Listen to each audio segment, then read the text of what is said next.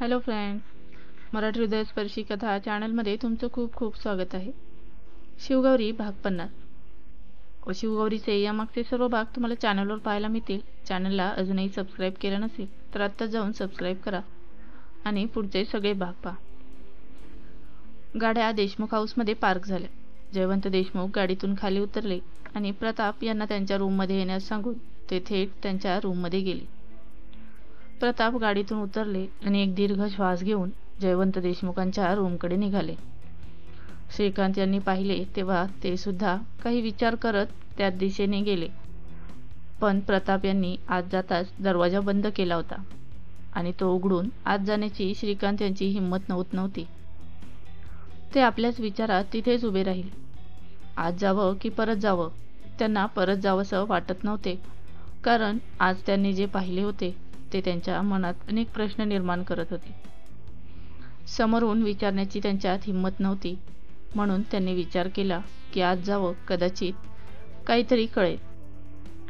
हाच विचार करून त्यांनी दार थोडेसे उघडले तेव्हा त्यांच्या कानावर जयवंत देशमुखांचा हळू पण कर्कश आवाज पडला.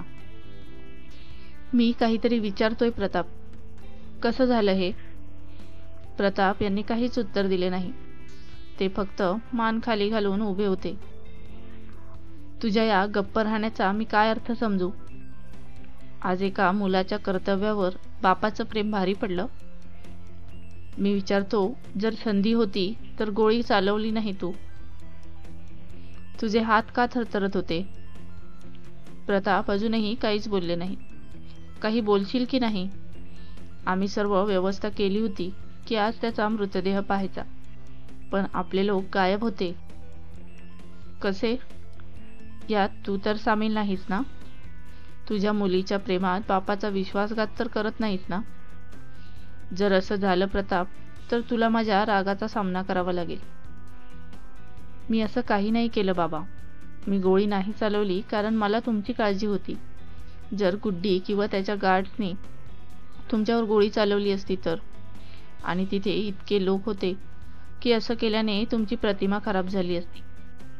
आपली एक छोटीशी चूक मोठी न्यूज बनू शकते. हीच गोष्ट तू माझ्या डोळ्यात बघून सांग. तुझ्या डोळ्यात एक लपलेला बंड दिसतोय. जयवंत देशमुख म्हणाले. तुम्ही चुकीचं समजत आहात. मी कधीही तुमच्या विरोधात जाऊ शकत नाही. जरी. प्रताप गप्प बसले आणि पुन्हा मान खाली घातली. जरी? वाक्य पूर्ण कर प्रताप. प्रताप काहीच बोलले नाही. जयवंत देशमुखांनी त्यांच्याकडे पाहिले आणि म्हणाले, एक गोष्ट नेहमी लक्षात ठेव प्रताप. आपल्या पूर्वजांकडून मिळालेली इज्जत माझ्यासाठी सर्वोपरी आहे. अभिमान आहे माझा. त्यासाठी मी काहीही बरोबर किंवा चूक करू शकतो आणि मला याचा कधीही पश्चाताप होणार नाही. करुणावर मी कधी कमी प्रेम केलं नाही आणि नाही गौरीवर. मी तिला सुरक्षित ठेवण्याचे शक्य तेवढे प्रयत्न केले, पण कदाचित ती आमच्या सन्मानाला कलंकित करण्यासाठी जन्मली आहे आणि मी हे सहन करू शकत नाही. जर मी आपल्या प्रतिष्ठेसाठी स्वतःच्या मुलीचे बलिदान देऊ शकतो, तर तूही तुझ्या मुलीचे बलिदान देऊ शकलास तर चांगलं होईल. तिचा मृतदेह पाहण्यास तयार राहा. तू जाऊ शकतोस. जयवंत देशमुख म्हणाले. हो, गुड नाईट म्हणत प्रताप दरवाजाकडे वळले. श्रीकांत त्यांना पाहताच लपले. शिव पाटील, बरोबर बोललास तू की मी तुला लहान मुलगा समजून हलक्यात घेतले, पण तू सुद्धा मला जरा जास्तच हलक्यात घेतलं. जो खेळ तू सुरू केलास तो मी कधीच खेळून सोडला आहे. मी हे नाव आणि दर्जा असंच नाही मिळवलं. आता तू बघच. जयवंत देशमुख स्वतःशीच म्हणाले. अर्जुन तिथून निघताच नयनही त्याच्या मागे गेला, पण तो त्याच्याजवळ पोहोचेपर्यंत तो त्याची गाडी स्टार्ट करून निघून गेला होता. नयनही त्याच्या मागे गेला. अर्जुनच्या डोळ्यासमोर पार्टीचं पूर्ण चित्र फिरत होतं, ज्यामुळे रस्ता अंधुक होत होता. त्याने गाडी एका बाजूला थांबवून गाडीतून बाहेर पडला आणि गाडीला टेकून उभा राहिला. नयन, जो त्याच्या मागे आला होता, गाडी थांबवून उतरला आणि त्याच्या जवळ जाऊन खांद्यावर हात ठेवला. अर्जुनने आपले डोळे उघडून त्याच्याकडे पाहिले. भाई, तू इथे? तू ठीक आहेस? मला काय होणार? अर्जुन, ती मुलगी वेडी होती आणि वेड्यांना लक्षात ठेवायला मला आवडत नाही. अर्जुन, तू ठीक आहेस ना? नयनच्या प्रश्नावर अर्जुनने त्याच्याकडे पाहिले आणि म्हणाला, तू म्हणाला होतास की गुड्डी खुश आहे. ठीक आहे ती? आताही हेच म्हणशील? अर्जुनच्या प्रश्नावर नयनने आपली नजर फिरवली आणि म्हणाला, अनामिका घरी एकटीच असेल. चल, मी तुला सोडतो. मी निघून जाईन भाई. तू घरी जा. वहिनी वाट पाहत असेल, कारण घरी जाऊन आराम करण्याशिवाय आपण दुसरं काय करू शकतो? काय फरक की. गुड नाईट भाई. अर्जुनचा आवाज ब्रेक होत होता, पण तो स्वतःला सावरत म्हणाला आणि गाडीत बसला. नयन फक्त त्याला जाताना पाहत राहिला. नंतर गाडीत बसला आणि घरी निघून गेला. अर्जुन घरी पोहोचला तेव्हा अनामिका त्याचीच वाट पाहत होती. तू झोपली नाही? तुझी वाट पाहत होते. जेवण झालं? हो. तू ठीक आहेस? थोडा अस्वस्थ दिसतोयस. मी ठीक आहे, म्हणत तो रूममध्ये निघून गेला. अनामिकाला त्याचं चिडचिड वागणं संशयात टाकून गेलं. तिने दार बंद केलं आणि एक कप कॉफी बनवण्यासाठी ती किचनमध्ये गेली. इकडे अर्जुन आपली टाय लूज करत सोफ्यावर बसला. राहून राहून त्याच्या डोळ्यासमोर गौरीचा चेहरा येत होता. शिवच्या जवळ येण्यामुळे तिच्या चेहऱ्यावरची अस्वस्थता आणि असहायता, शिवचं तिला जबरदस्ती सर्वांसमोर ड्रिंक पाजण्याचा प्रयत्न, गौरीच्या डोळ्यातील असहाय अश्रू. तो आपल्या केसांमध्ये बोटे गुंतवून बसला आणि आपले डोळे बंद केले. तू असताना या जगात कोणीही गौरीला हरवू शकत नाही भाई. तू आहेस म्हणूनच कोणाशीही बेधडक लढू शकते आणि इतके प्रॉब्लेम्स निर्माण करते, कारण मला माहिती आहे की ते सोडवण्यासाठी तू आहेस ना. तू तर माझी जादूची छडी आहेस, जिला फिरवून मी काहीही करू शकते. आय लव्ह यू भाई. गौरीच्या शब्दांसोबत तिचं खळखळणारं हसणं अर्जुनच्या कानात घुमलं. त्याने झटकन आपले डोळे उघडले. गौरीचा हसरा चेहरा त्याच्यासमोर जिवंत झाला, ज्यावर पुढच्या क्षणी निराशेचा थर पसरला आणि डोळ्यात अश्रूंसोबत एक खालीपण. अर्जुनचे हृदय किंचाळले आणि त्याने समोर असलेल्या टेबलवर जोरात लाथ मारली.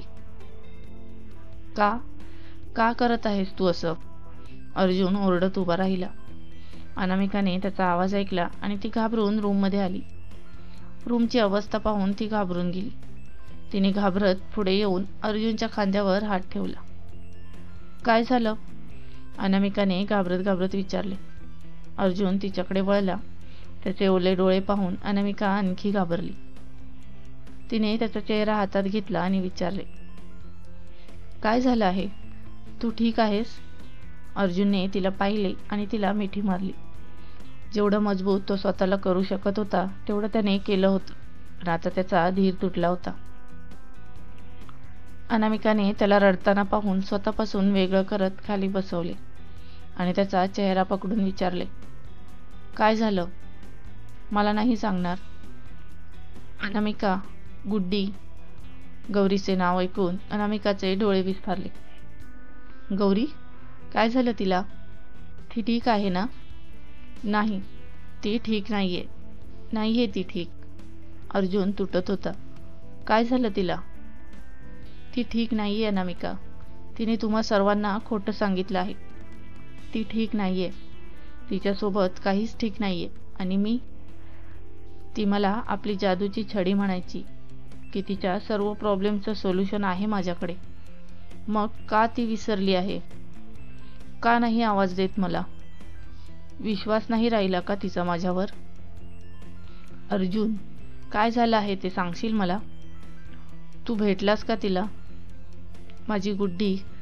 कधी तिच्या चेहऱ्यावरील हसू जात नव्हते. आज तिच्या डोळ्यातील अश्रू पाहूनही काहीही करू शकलो नाही मी. का इतका असहाय्य झालो आहे? जी मुलगी कधीही चुकीच्या गोष्टींसमोर झुकत नव्हती, दुसऱ्यांसाठी कोणाशीही निर्भयपणे लढण्याची, आज मी तिला इतकी असहाय्य पाहिले की ती स्वतःसाठीही उभी राहिली नाही. नवरा नाही, जनावर आहे तो. असं कोण वागतं? मन करतंय की त्याला मारून टाकावं. असं म्हणत तो रागाने उभा राहिला आणि भिंतीवर हात आपटला.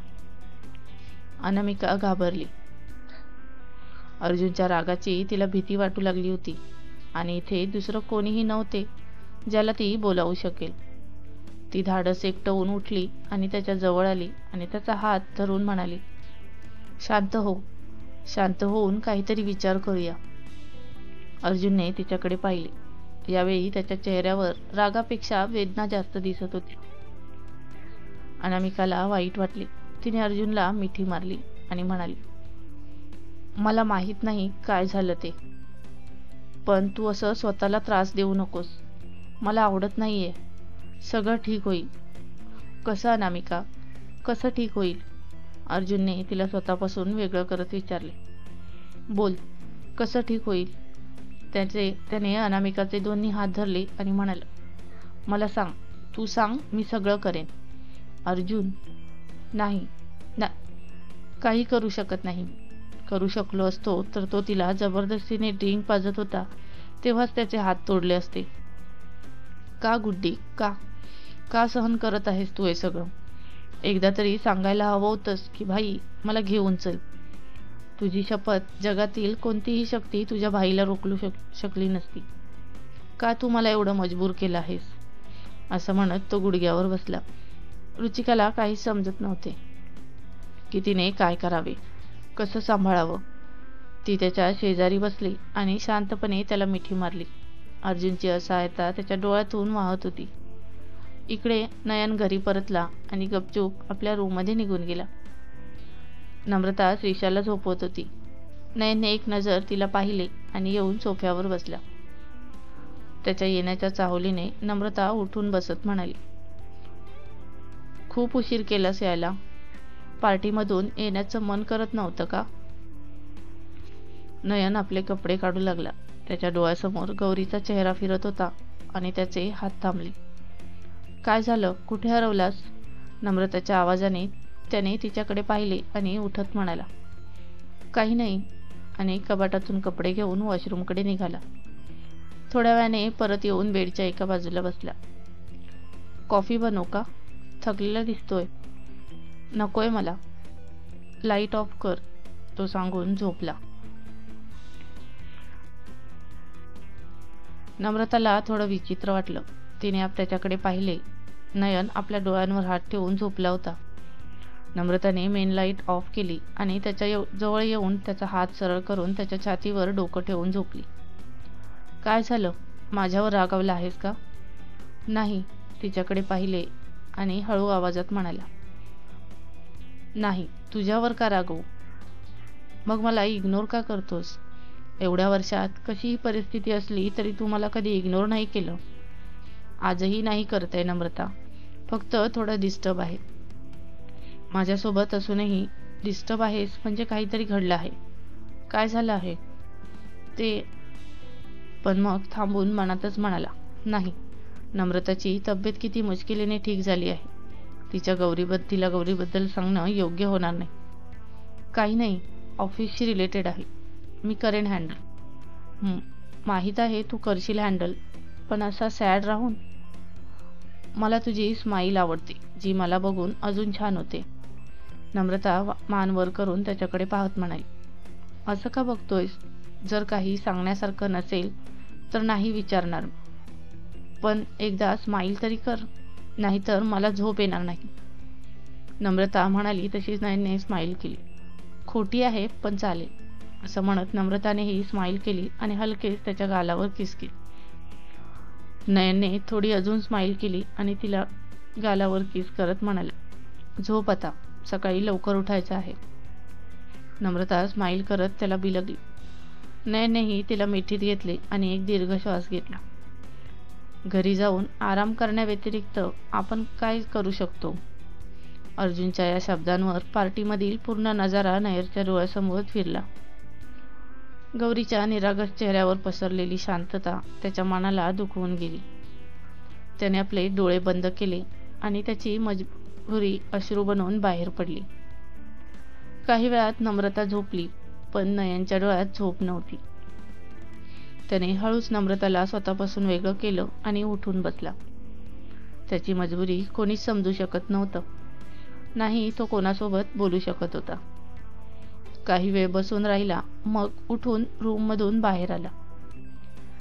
प्रताप आपल्या रूममध्ये विंडोजवळ उभे राहून बाहेरच्या अंधाराकडे बघत होते. दरवाजा उघडण्याच्या आवाजाने त्यांनी त्या दिशेला पाहिले. कोण? प्रताप यांनी विचारले. मी आहे पप्पा, आत येऊ शकतो? नयन, काय झालं एवढ्या रात्री? प्रताप त्या दिशेने येत म्हणाले आणि बेडवर बसले. झोप येत नव्हती. बाहेर आलो तर तुमच्या रूममध्ये लाईट दिसली म्हणून इथे आलो. नयन आत येत म्हणाला. तुम्ही रागावला तर नाही ना की मी इथे आलो? नयनच्या प्रश्नावर प्रताप यांनी त्याच्याकडे पाहिले आणि नकारार्थी मान हलवली. नयन त्यांच्या जवळ आला आणि खाली बसत त्यांच्या मांडीवर डोकं ठेवलं. प्रताप स्तब्ध झाले, पण ते काहीच बोलले नाहीत. मुलं जेवढी आपल्या आईच्या जवळ असतात तेवढी आपल्या बापाच्या जवळ का नाही असत? जशी आईच्या मांडीवर डोकं ठेवून ती आपलं दुःख विसरतात, तसं बापासोबत का नाही? माहीत आहे, कधी तुम्हा दोघांना ते प्रेम देऊ शकलो नाही ज्याच्यावर तुमचा अधिकार होता. तुमच्या आईनंतर दोघांच्याही वाट्याचं प्रेम मी द्यायला हवं होतं, पण मी माझ्या वाट्याचंही देऊ शकलो नाही. नाही, तुमच्याबद्दल तक्रार नाहीये, पण आज आईची खूप आठवण येते. नयनचा गळा भरून आला. प्रताप यांनी त्याच्या डोक्यावर आपला हात ठेवला. दोघेही शांत झाले. काही वेळाने नयन म्हणाला, एक विचारू का पप्पा? तुम्ही दुसरे लग्न का नाही केलं? प्रताप हलकेसे हसले आणि म्हणाले, गरजेचं नाही वाटलं. तुमच्या दोघांची काळजी होती, पण संगीताने तुम्हाला आईसारखं सांभाळलं आणि त्यावेळी आईसुद्धा होती, त्यामुळे तुमच्या दोघांची मला काहीच काळजी नव्हती. आणि माझ्यासाठी तुमच्या आईच्या आठवणीच खूप होत्या, त्यामुळे कधी गरज नाही पडली.